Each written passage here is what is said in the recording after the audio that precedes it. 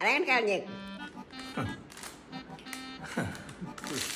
പകവൊക്കെയാണല്ലേ മോള് നിലത്തേണ്ട നോയിക്കോ. ഇനി ഇവിടെ ക്രീം ബിസ്ക്കറ്റുകൾ വരും. അതാണ് ചേച്ചി. ആ ജിൻസനാ ക്രീം ബിസ്ക്കറ്റ് അല്ലേ? 15 രൂപ. അതെങ്ങനെ മനസ്സിലായി?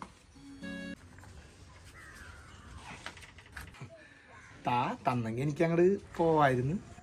എന്തിനാടാ? അല്ല ക്രീം ബിസ്ക്കറ്റ് അത് അമ്മാമ്മ കൊണ്ടുപോയല്ല, പൈസ നീ കൊണ്ടുവന്ന് തരുമെന്ന് പറഞ്ഞ്. കൊണ്ടുപോയിന്ന